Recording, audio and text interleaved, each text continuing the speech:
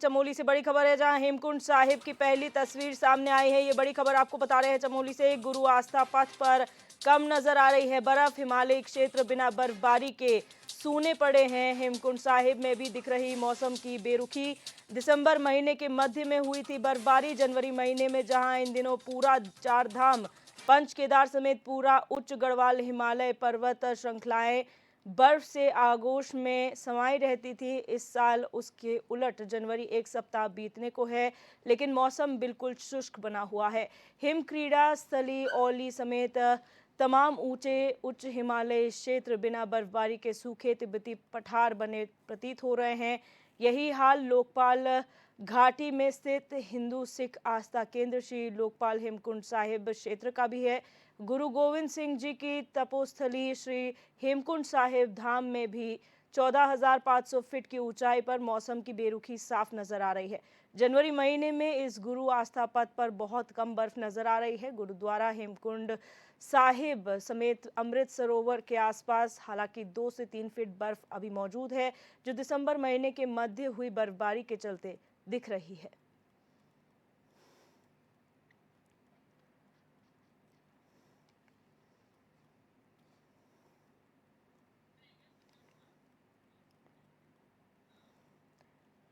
और हमारे संवाददाता संजय कुंवर हमारे साथ जुड़ चुके फोन लाइन पर। संजय, जिस तरीके से यहाँ पर अब तक अच्छी खासी बर्फबारी देखने को मिल जाती थी, इस बार क्या हुआ है? इस बार इतनी कमी बर्फबारी में क्यों आई है? दिव्या जी देखिए, पूरा गढ़वाल हिमालय ही नहीं है, फिर तो जो पूरी जम्मू कश्मीर से लेके नॉर्थ ईस्ट सिक्किम तक की हिमालय की बेल्ट है, पूरी बेल्ट जो है बढ़ते तापमान के चलते जो है अभी भी वेस्टर्न डिस्टर्बेंस के इंतजार में है कि कब वेस्टर्न डिस्टर्बेंस जो है क्षेत्र में बर्फबारी करता है। लगातार दिसंबर के बाद एक महीना गुजरने को है और पूरी घाटी जो है हिमालय की घाटी और पूरे जो हिम श्रृंखला है वो बर्फ विहीन नजर आ रही है।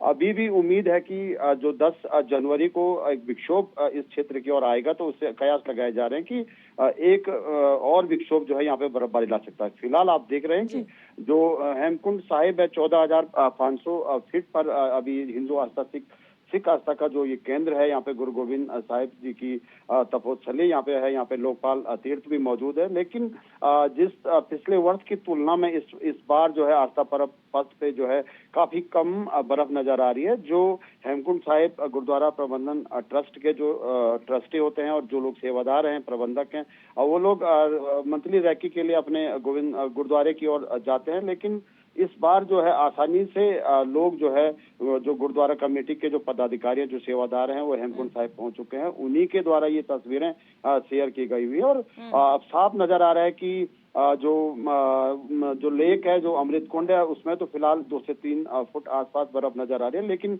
जो आस्था का प्रतीक सप्तशृंग चोटियां जो हेमकुंड साहिब के ठीक ऊपर 7 पहाड़ों की चोटियां हैं, पवित्र चोटियां हैं, वो बिल्कुल बर्फ विहीन और काली नजर आ रही है। इससे साफ अंदाजा लगाया जा सकता है कि लोकपाल घाटी भी जो है बढ़ते तापमान के चलते जो है इसमें भी बर्फ विहीन नजर आ रही है। और गढ़वाल हिमालय की अन्य चोटियों की तरह सप्तशृंग में भी जो है इस बार जनवरी माह में भी बर्फ नहीं दिखाई दे रही, जो कि जो आने वाले ग्रीष्मकालीन सीजन के लिए चिंता का जो है विषय जरूर है। जी बिल्कुल संजय, जिस तरीके से आपने पश्चिमी विक्षोभ का जिक्र किया, पश्चिमी विक्षोभ की वजह से जो मैदानी क्षेत्र हैं वहां पर खासा असर देखने को मिल रहा है। शीतलहर वहां पर चल रही है, कोहरे की वजह से तापमान में गिरावट दर्ज की जा रही है। लेकिन क्या वजह है कि जो हिमालयी क्षेत्र हैं, जो ऊंचाई वाले क्षेत्र हैं, वहां पर इसका असर खासा देखने को नहीं मिल रहा है? क्योंकि ऐसा ही चलता रहा तो ये बहुत चिंता का विषय है आने वाले समय में। बिल्कुल दिव्या जी देखिए, जो पश्चिमी विक्षोभ है, पश्चिमी विक्षोभ के चलते ही अधिकतर जो हिमालय क्षेत्रों में बर्फबारी और बर्फबारी और मानसून की बारिशें भी इसी विक्षोभ के चलते होती है। और अगर बात की जाए जो गढ़वाल हिमालय, जोशीमठ, औली और इस क्षेत्र की बात की जाए, तो जब कश्मीर हिमालय से हिमाचल होकर के जब गढ़वाल हिमालय में ये विक्षोभ प्रवेश करता है तो काफी कमजोर हो जाता है। अभी आप देख रहे हैं कि हिमाचल और जम्मू कश्मीर में ही बर्फ की कमी है, वहीं पे बर्फ नहीं है। तो आप अंदाजा लगा सकते हैं कि 48 घंटे के बाद, कश्मीर के 48 घंटे के बाद जो है गढ़वाल हिमालय में विक्षोभ पहुंचता है। तो यहाँ आके जब विक्षोभ टूट जाएगा तो उसके क्या हाल होंगे। तो सभी की नजर जो है 10 तारीख के जो वेस्टर्न डिस्टर्बेंस पर है। अगर अच्छी बर्फबारी होती है तो एक बार फिर हिमालय की चोटियां जो बर्फ से लकदक होंगी, नहीं तो जो जोशीमठ क्षेत्र है ये काफी कृषि और बागवानी के लिए प्रसिद्ध है और यहाँ पे विंटर डेस्टिनेशन में, winter sports national international skiing event भी होते हैं। तो खेल से लेके, पर्यटन से लेके, बागवानी से लेके, कृषि पे जो है सभी लोग बर्फबारी पे निर्भर है। अगर बर्फ की निर्भरता कम होगी, कम बर्फ आएगी, तो इसका खामियाजा जो है पूरा जोशीमठ ही नहीं, पूरे उत्तराखंड राज्य को भुगतना पड़ेगा। जी। अच्छा संजय, पर्यावरणविद हमेशा से ये चिंता जाहिर कर चुके हैं कि अगर जो पर्यावरण में बदलाव आया या फिर तापमान में बदलाव आया तो बहुत मुसीबत ये हो सकती है पहाड़ी इलाकों के लिए, हिमालय इलाकों के लिए। तो उनका क्या पूर्वानुमान है, मौसम विभाग का क्या पूर्वानुमान है? 10 तारीख जिस तरह से आप बोल रहे हैं, लेकिन अगर फिर भी नहीं होता है तो फिर क्या हाल होगा?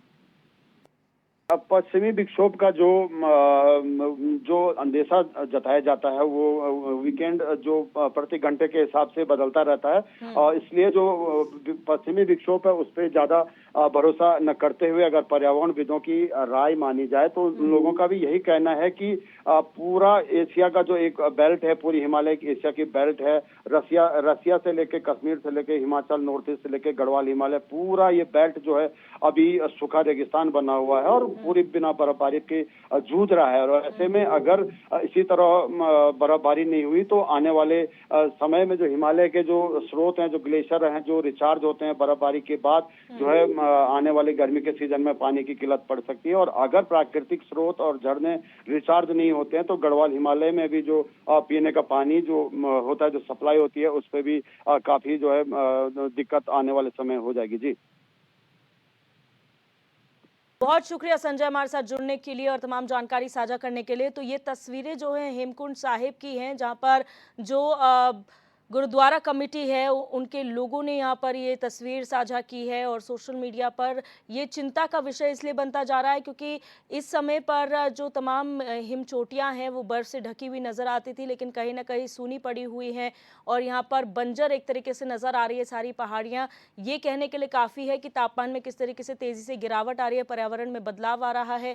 और पश्चिमी विक्षोभ की बात की जा रही है, 10 जनवरी को उम्मीद की जा रही है कि पश्चिमी विक्षोभ जो है अगर वो सक्रिय होता है और अच्छी बर्फबारी होती है तो राहत की खबर ये होगी, क्योंकि ये पूरा हॉर्टिकल्चर वाला एरिया है, बागबानी उद्यान यहाँ पर हैं, सेब के बागान हैं, उसके लिए बर्फबारी बहुत अच्छी होती है। लेकिन अभी भी जो हिमालयी क्षेत्र, चाहे वो जम्मू कश्मीर राज्य हो या फिर हिमाचल हो, वहाँ पर भी अभी बर्फबारी नहीं हुई। और जिस तरह से हमारे संवाददाता बता रहे थे संजय कुंवर की 48 घंटे पश्चिमी विक्षोभ को जो है लग जाता है उत्तराखंड पहुँचते पहुँचते, जो यहाँ की हिमालयी एरिया है वहाँ पर पहुँचते पहुँचते, तो वो कहीं ना कहीं निष्क्रिय हो जाता है। अगर सक्रियता से यहाँ पर पश्चिमी विक्षोभ काम करता है तो यहाँ पर अच्छी बर्फबारी और बरसात देखने को मिलेगी, जो आगे आने वाले समय में यानी कि गर्मियों के समय में जो है काफ़ी लाभदायक होगी, क्योंकि पानी की किल्लत उससे नहीं होगी। लेकिन अगर ऐसे ही चलता रहा और यहाँ पर बंजर नज़र आए हिमालय तो फिर बहुत परेशानी का ये सबब सभी के लिए हो जाएगा। चिंतनीय विषय है, इस पर सोच विचार करना चाहिए कि आखिर ये परिवर्तन आ क्यों रहा है, क्योंकि ये जो पूरी बेल्ट है एशिया की उसमें काफ़ी सूनापन नज़र आ रहा है।